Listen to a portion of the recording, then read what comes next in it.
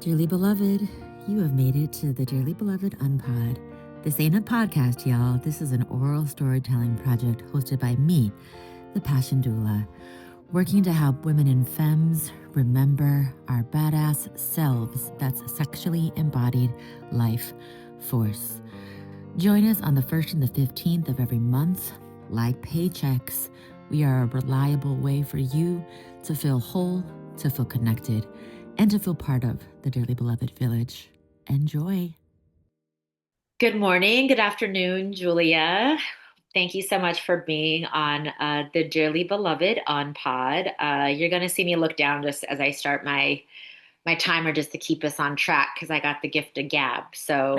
Um, but as I shared with you before, I'm calling this an unpodcast because I really want to honor the tradition of oral storytelling and which obviously has its roots in like indigenous practices, and though we're not in a circle literally in person, my hope is that in the next half hour that we're able to make it feel as though it's like a sacred circle space.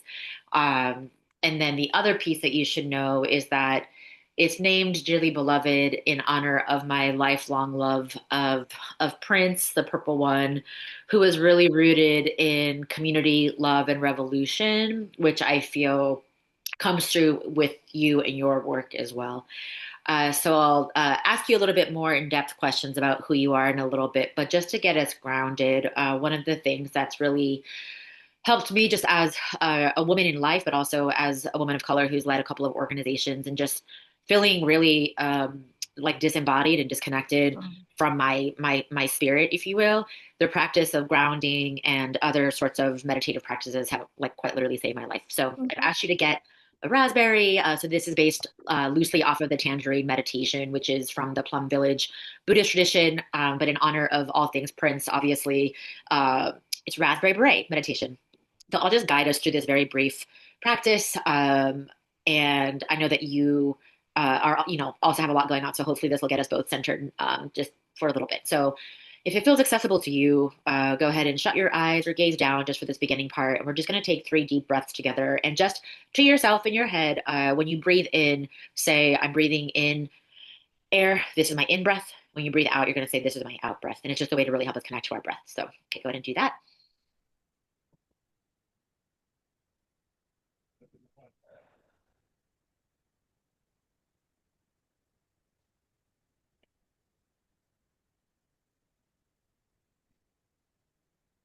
Okay, go ahead and flicker your eyes open if they were shut and grab one of the raspberries. And what I want us to do, because we are oftentimes just in a hurry, even when we're just eating our food, I want us to really slow this part down and just really take a look at this raspberry in your hand and notice its ridges. If you look really closely, you might even be able to notice some of the fuzzy fur on it.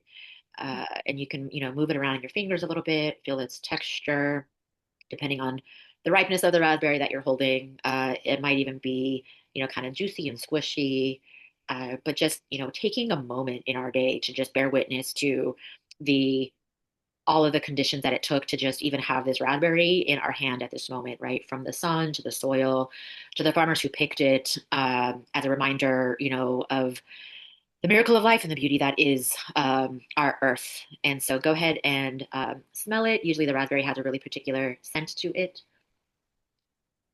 but it's an indistinguishable scent, right? And nobody's looking at the raspberry like they're doing anything wrong. The raspberry doesn't have an imposter syndrome in its essence at all.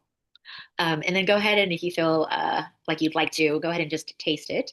Um, and the idea here is just, again, sometimes we're in such a hurry that we rush through all of our senses, whether that's tasting or eating or just bearing witness again to the beauty and the spirit that is everything that made this raspberry possible. So it's a reminder for all of us, specifically as women who are incredibly busy and doing busy things in life, just to slow us down a little bit and get us to the place of honestly just remembering what we're here for, right?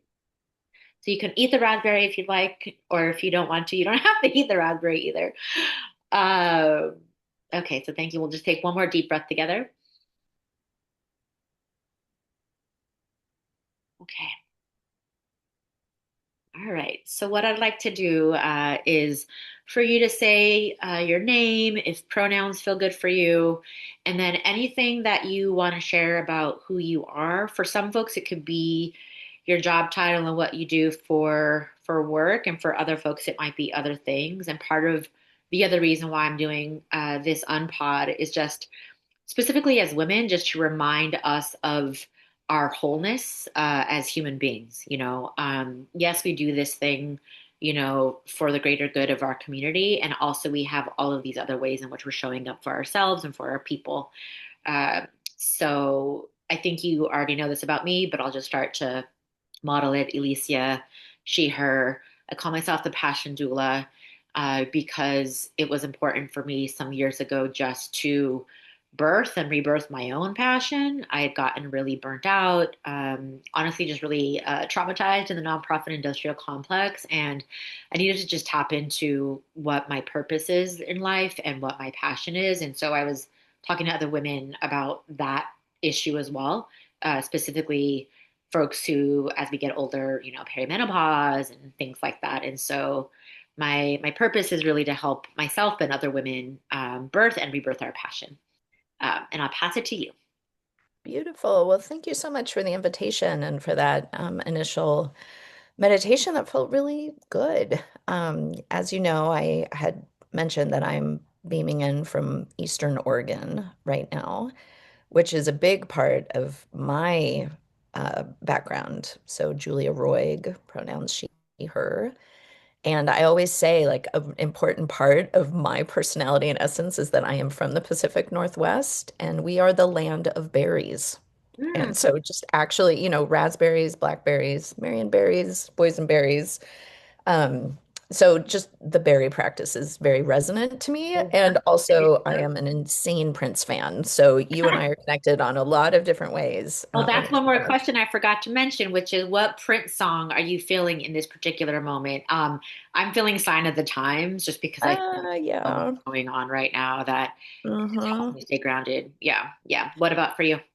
Yeah, I have really been into music that uplifts us.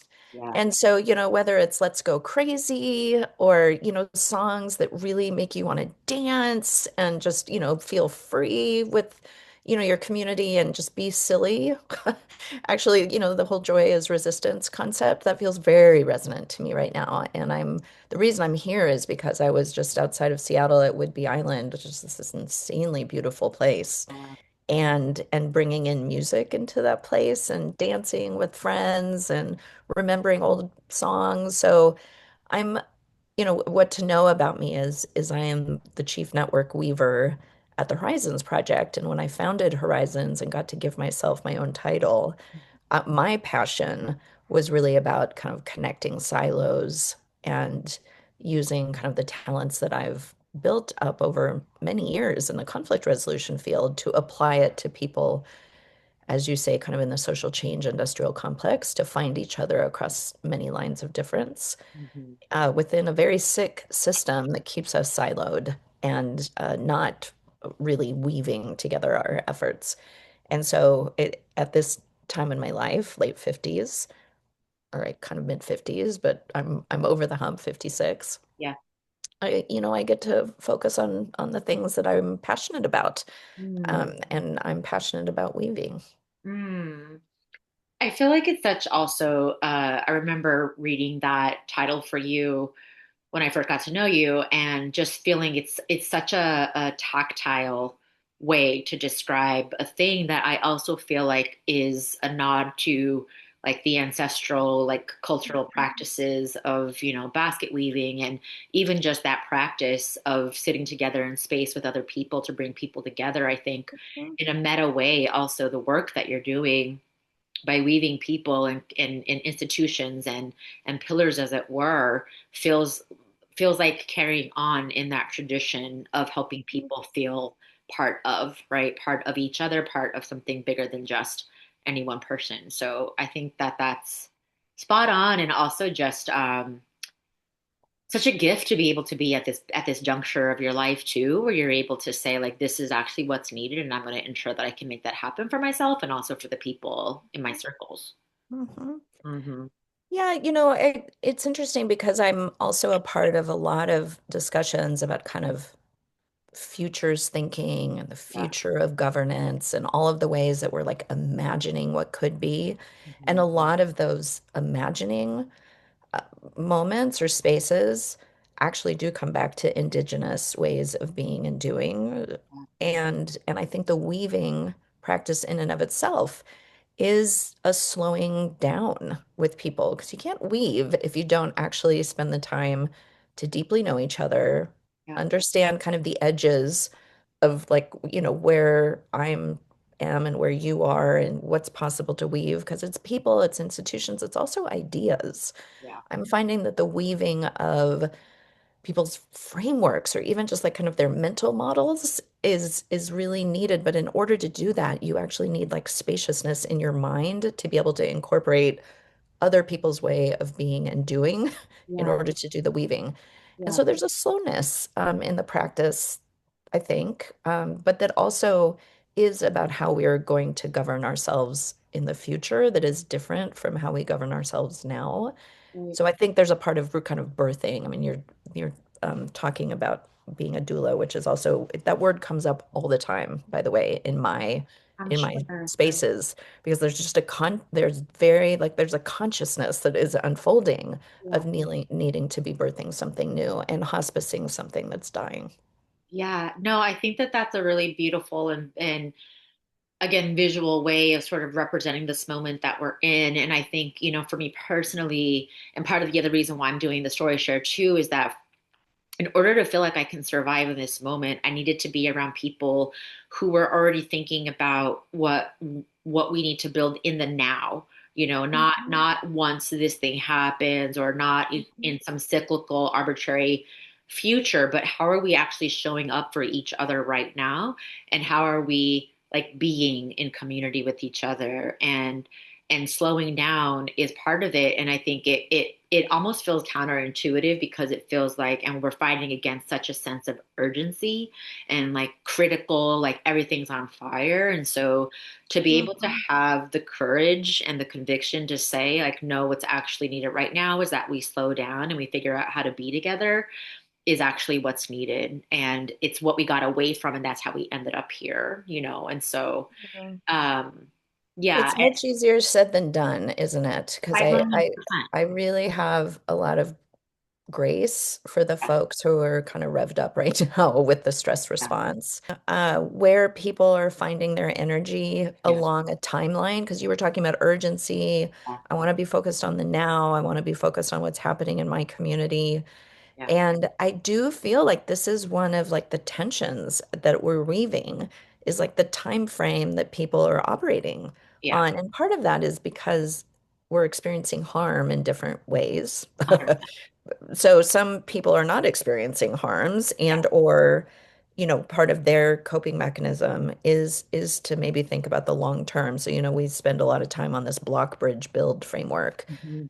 just so that people can like find each other on a continuum of things that are needed right now and a both and thinking actually like Yeah. it's not either or because people who would be um, on the same side of the problem, actually, you find them, really butting heads Mhm. in a moment if we don't have a shared analysis of like what's really needed, like the urgency of the now, the Yeah. building of the future, uh, the solidarity with folks in harm. And so because I come from a practice and a background of a lot of conflict transformation, I just see so much conflict, which again, it's not always bad. Sometimes it can be generative, Yeah. but with the time frame of what we're working on and Yeah. towards, which is to be expected in a moment like And I feel like somewhere along the way, I think that folks forgot to be like in principled struggle together, or just thought that if there's conflict, it meant bad, and therefore Mhm. cease,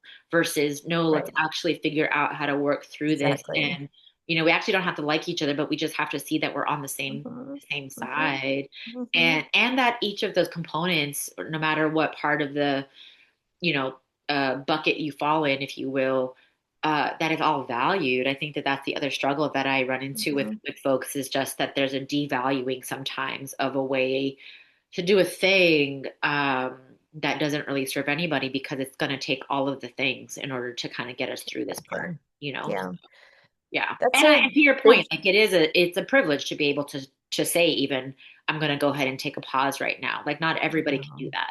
yeah, that's right. Hmm. Yeah. And, it's interesting that you describe not necessarily needing to like each other, but to stay in the struggle. Hmm. I do think that that's a new muscle that we're building. Yeah. For sure. And but to not like each other or not even really trust each other, Yeah. but to see each other as human beings, to be spending time with each Yeah. other, to at least understand where someone else is coming from. Yeah. That is some of the slowing down and taking time. And I see a lot of like just kind of transactional doing, Yeah. which doesn't at least slow us down enough to be able to stay in it over the long term. This Hmm. is long-term work. And, while, it feels like we're drinking from the fire hose, we Hmm. also need to kind of be able to keep going for decades because we know that's what it's going to be. Yeah, no, for sure. I mean, absolutely marathon, not sprint. And I think too, like to your point of slowing down, one of the other things that I think is sometimes I guess underappreciated or like written off as maybe a little bit woo is some of the like below the neck like embodied work that is needed for us to just be able to see each other as human beings, or just Yeah. even for a while, I was like literally like working in a greasy spoon, like slinging pork roll and things like that. And almost everybody that visited that establishment was very, very far right, very red, very blatantly MAGA. And I clearly am not that. But in that moment, it just really brought me back to the humanness of, oh, you just need to eat, and I'm just going to help serve you and get you what you need, and that Yeah. level of human connection provided me a level of humility that I didn't even know that I needed. And so my hope moving forward is that we continue, whether it's through conferences or spaces like this that we're doing right now, that we can just connect as human beings. Yeah. I, Yeah. we kind of have to insist. Yeah. And and I found, we're organizing across sectors right now. So, the way, I mean, this is just good organizing, but part of what we're really focusing on is like this pillar or sectoral um, focus of who we're convening. And so whether it's faith leaders, veterans groups, businesses, uh, youth organization, artists, and Yeah. you really do have to understand like a constituency or a culture within a sector can be very heady Yeah. and or separate. And when you're bringing people together with their sectoral identity or hat, like that's the reason they're invited in. You also have to appreciate like everything that brings for them is a way of being and doing professionally. And then trying to break that down just a little bit, not insisting. Like I wouldn't do the raspberry, practice with everyone, with, Yeah. the former admiral in the Navy who, Uh-huh. used to teach strategy at the War College. And, Mhm. so he, even doing an hour and a half lunch where you ask people to go on a partner walk for a half an hour before you convene again just feels like totally wasted time Yeah. in the convenings. And now it's become a little bit of a joke because I'm like, no, no, just trust me. This will be some of the most important work that you do during this convening. Right. And I think it's that, again, going back to you having like the courage and conviction to say, I know that you might not like this and we're going to do it anyway, and that you trust yourself enough to know that this is what's needed, even if it goes against the grain.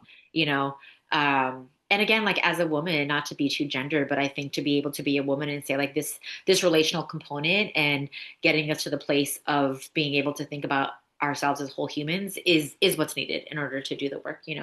So, okay, I'm going to make a hard right turn just because I want to be honoring our time together. And so, speaking of time, this is the portion I always have to point out this bag because I think it's amazing. Nice. But it's a clock purse, and it's a clock that works, which is amazing. Um, but I had asked you to give a couple questions, and then I have a couple questions in here as well. If we were in person, I would pass this around so that you would have a chance also to ask the question out loud, just so that it really is more of a collaborative process. But in the interest of being virtual, this is how it's going to go for today. So there's just four questions, so we should be able to get to them. And I'll ask the question, then you can answer that question first. Okay. When have you unlearned something in your life? Yeah, this is such an important question that I really spend a lot of time with me personally, but also, people that I'm organizing with. Yeah. And I unlearned something when I was kind of in charge of a global network. Mhm. And I felt such responsibility. I used to do a lot of international peace building and democracy promotion work and, Mhm. working in countries with around the world with affiliates and colleagues, and it was kind of like a little mini UN. And I felt such burden on my shoulders for the health of this network. Mm. And so really held tightly to how we were going to function and the processes and the bureaucracy and it what and we struggled as a network with our dynamics. We were in it, we were kind of like a family. Um, and it wasn't until I let go of that really feeling like I needed to control how the group functioned Yeah. that unlocked, all of the things that you want with shared leadership and organic collaboration and, other people stepping into the space when you can like step away a little bit. So I am very conscious now about the role of a facilitator, not necessarily needing to own a process, but that you create the container and then you co-own, or at least that's the invitation. The invitation is that people can like also step into co-leadership roles. Mhm. And and that's been a very healthy lesson for me to both unlearn and then learn how to be a different kind of facilitator. Yeah. Do you feel like there was a level of like letting go of control too? Totally. Yeah. Yeah. Like I was absolutely gonna make this work. This group. And yeah, and there's all these dynamics of having been like the US, member of a global network that has access to resources and access to, more international platforms. And anyway, it was absolutely about control. Yeah. Yeah, that's a rough one for me too. And I guess like semi-related a little bit is for me, it's a constant unlearning around my own like racial identity and how I'm perceived. And so growing up, once I started to understand the concept of like not concept, but the identifier as Latina, I just identified as a Latina. I studied, history, not my own family history because that's like a layered thing, but I remember just feeling really angry if anybody were to call me or misunderstand that I was Latina, like and just like read me as white. And then it took me longer than I care to admit that I am, right? Like I have white skin. I was socialized white. I have all of the privileges Mhm. that come from having the actual color of my skin. And so unlearning the way in which just because I'm Latina doesn't mean that I have any shared experience with somebody who has darker skin or somebody who's like not from this country or somebody who maybe doesn't speak the language or, all of the things Yeah. is Yeah. a learning and an unlearning because then I also overly identified as white and kind of was disregarding, like my Latina upbringing and stuff. But yeah, a constant struggle for sure. I mean, and I think we do this individually. There's a journey, like your individual story of identity, and then there's a group process, or at least, a shared process with colleagues that help you. That I found like it's not, you don't have to do this alone, but we do have to name things that are happening so that other people can accompany us in the unlearning process. Yeah, and I think the letting go of control and letting other people in to help to me also goes hand in hand. Like you have to recognize your interdependence, Yeah, as yeah, things to that's do right. more, for sure. Okay. Next question. What would you tell your younger self about life? Yeah, not to worry so much about my weight. Honestly, that's like real talk. Mhm. Like, I spent so much time as a younger person, just a sad 12-year-old with parents who divorced and Yeah, gained a whole bunch of weight as a pre-adolescent, yeah, and then had a lifetime of struggling with my weight. And what a waste. What a waste that I spent that much time yeah. worrying about it. And now that I'm older and, probably heavier than I'd like to be, but trying to be strong and healthy. And yeah, I spent way too much mental energy on those types of things. No, thank you for sharing. And I feel like similarly, like that just goes so deep. Like I also struggled my whole life with body stuff. And what I would tell my younger self too, relatedly, and beyond just like our view of our body is like to stop caring so much what other people think, Mhm. like my external need for validation or for looking to see like if folks approve or yeah, for sure, like what people think about my body, has kept me from just being able to enjoy myself, and just be Exactly. silly and goofy and kind of going back to the raspberry, but also just thinking about, yourself as when you're younger. One of the other questions that I ask women all the time is, when did you feel free in your body? Like what was going on? That actually is sort of a next question that I'll just ask because it kind of goes into it, which is, when do you feel the most free in your skin, or what I like to call connected to your sexually embodied life force or self? Yeah. Well, we started out and I mentioned dancing Uh-huh. recently and music. I am I'm in tune with music and how it shapes my kind of emotions and mindset, how it affects a group. And yeah, and I recently just thinking about being older and your body. So I had a birthday party Uh-huh. and a bunch of people outside in my backyard. I had on the wrong footwear to be jumping around for an hour Uh-huh. on uneven grass and really hurt my foot. Yeah. But I mean, I'm still recovering from this Well, stupid thing when's your with my birthday? foot. And I think, but it was so worth it. I mean, just like, the neighbors had to come and tell us to keep it down. And we were just bouncing around I like love teenagers. it. And, I love it. I do. And the other thing that I do often, Alicia, and people talk about our relationship to social media and how it's, killing all of our connectivity and the rest of it, our in-person connectivity. But I was meant to live in the time of TikTok. I just Mm, was yeah, yeah, because yeah. I love making silly videos with people. I Uh-huh. love it.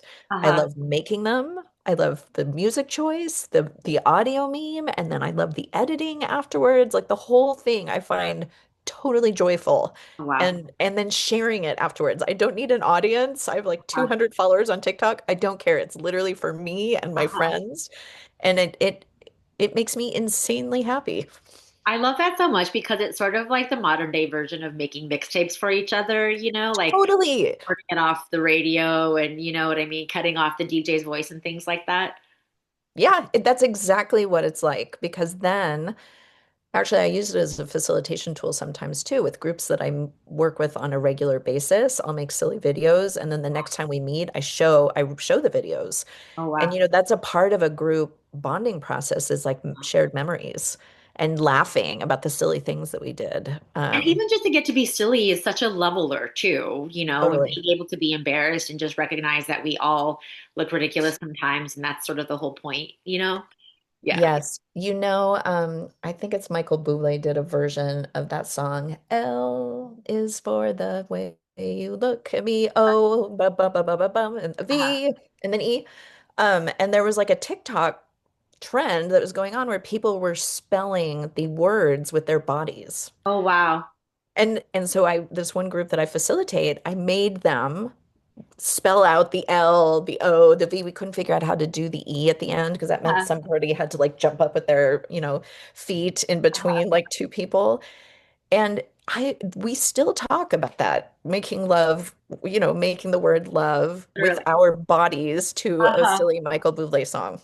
Well, that sort of goes back to what I was saying earlier around the like slowing down to be able to relate because you're always going to remember how something made you feel, more so Exactly. than just like our learning component, but like Yeah. that being able to use your full essence and body and be silly together. And Yeah. figure something out. Like it was a problem. Like, how are we going to do the V Yeah. again? Well, we got to lean back. And so anyway, it's interesting how much we were just reflecting on that group of Love how that. much that was like 2 years ago, and they're still talking about it. And then we get to watch it again, Yes. and then everybody just, feels all the feelings. Yes. Well, I also think that's 5 million% better than the group projects where you have to try to make a thing as tall as possible. Like I always just feel like such a failure at that. But yeah, Yeah. being able to problem solve and see the group dynamics of that, but while also being silly feels really, really good. Uh, Yeah. yeah, I think, I would say similar, like music is I because the next question is related, which is around grounding, like what keeps you grounded. And for sure, music is the thing. And going back to what we were saying earlier around indigenous practices, I just learned of this concept called like the beauty way, which is mostly like a Navajo DNA practice of being able to spot beauty, and that so long as you're able to spot beauty, then that means that you're present and you're okay. And Mhm. that folks can spot beauty in a lot of ways. It might be like actually getting out in nature, or like hearing a bird song, or for me, music too. And to your point, what helps me feel the most grounded is being on like in the shower and like not dancing, full on dancing, but just moving around to some music and just helping me just feel myself. And you're not, performing for somebody else, so you're not worrying about how you look in a particular clothes, or like it's just a carefree way of just feeling your full out self. So Yeah, that's right. mhm. I love that. And I was going to share, the concept of the only prayer you ever say is thank you. That'll be enough. Yeah. I do have a practice that when I turn off the light at night, I just say a quick kind of gratitude prayer to myself, like thank you for everything. Yeah. And that is very grounding. So that's part of the noticing what to be grateful for. It's like it sounds like a Captain Obvious, sappy Oprah thing to say, but it's totally true. You notice things to be grateful for. Yes. So that is very grounding to me too, I in the know. And I overwhelm. think we need more sap. Like more sap is what's needed in order, like pour it on, pour it on. Yeah. Which kind of leads me to the last part as we go into our closing, which is similar, which we've been talking a lot about joy is resistance. And you'll be getting a joy bag. I just didn't have my shit together, honestly, in time to send it out to you, but I'll be sending you a joy bag as a moment of gratitude for you as well, for taking the space. But what do you have in your joy bag? What keeps you being able to face the dark times? It doesn't have to be all the time, but just what brings you Yeah. joy? I'm pretty good at joy, to be honest with you. I'm just like You feel joyful. You feel joyful. no, I really feel, and I have spent, my whole career working in some of like the most difficult situations, conflict affected countries, areas that have had, issues with poverty and so much joy with my colleagues. I've learned so much from people in other parts of the world and of just what a powerful practice of the human spirit of just continuing to keep going. And so I think I think there's two things that allow for me to be able to do that. One is that I've fully expected to live in this timeline. Mm, It's why I got out of doing the international work when I did. It's why we created Horizons. It's why we've been doing, the careful weaving work, is that I just really expected all of this to happen. yeah. So there's a calm in that of both the preparation and then just being like, okay, like we're in it. And we've been in it, through generations, all the ancestors, my grandparents, just we have been, there's just this long arc of history. And so I do feel like the baton that was handed to me that I'll hand on to my kids. Yeah. So then therefore, yes, like you have, what other choice do you have other than to, be joyful with each other and with all the seriousness that the moment requires of us. So Yeah. it's not all the time. I mean, I definitely have my moments, Yeah. but I'm pretty committed to continuing to work with joy because it's how we connect with each other. Yeah. That's the only answer, actually, is to keep the deeply connecting with each other. That will be how we get through this. Wow. So I'm good at it. Whether it's music, whether it's dancing, whether it's the videos, whether it's the partner walks, all, being in a human relationship is what makes me joyful. Yeah. And I also feel like I feel from you that it's absolutely on purpose and intentional. It's not like this sort of what I call, and this is no disrespect to people who are of this, but like it's not like the Lululemon toxic positivity, like, no, everything's great, everything's great. Like it's a very grounded joy in remembering what's important, and I just, yeah, I appreciate that. And I think, even though you're literally across the country and digitally far away from me, virtually, what brings me joy is I can feel you, and so for me, the joy of being able to connect to people, like, as hokey as it sounds, but like heart to heart, soul to soul, is what helps me feel more human and helps me through dark times. And it's been like yesterday and today had been like a little bit of like rough, like I don't like Mm. perimenopause is just really jacking with me. But I now feel differently, like rooted in joy in a way that feels authentic and whole. So yeah, so thank you for Nice. that deep deep gratitude, um, for that, and showing up authentically as you. So, where can folks find you? Where can folks follow you? Maybe on TikTok. I don't know if you want to share that, but Yeah, I mean, TikTok. I mean, yeah, those are all just very silly, friendly and friend videos. I mean, I'm the most active on LinkedIn professionally. I really love to uplift other people's good work and what I find interesting. okay. So definitely Julia Roig at LinkedIn. And then, follow Horizons. We curate a newsletter every month, also of just what are we listening to, what are we watching? What are we reading? And that's kind of just a collective sense-making offering, because it's hard to figure out what to pay attention to. And yeah, follow along. We're doing the things and, happy to incorporate, as many people into the work. Obviously, this is going to come out July 1st or, around July, and we're still going to be in the World Cup at that moment. As you know, for folks who are in host cities, we're really actively organizing around No Ice in the Cup Yes. and watch parties and soccer tournaments and joyfully being a part of the games and also keeping our community safe. So that's definitely something to follow along on No Ice in the Cup, both on Instagram and TikTok. Beautiful. It's such a beautiful campaign, and I also appreciate the incorporation, the centering on art as a Hmm. effective way to talk about social change, but also to bring folks along, on this journey in a way that makes it really palpable, and also beautiful and joyful at the same time. Like we can do all of these things together, So, Yeah. well, thank you so much. Yeah. Well, I appreciate it. Lovely conversation, Alicia. You Keep as going. Keep doing Thank it. you. Thank you. Thank you. You as well. Go do some dancing. Yeah, And I promise to be eventually. there. Yeah. Yeah. Yeah. Yeah.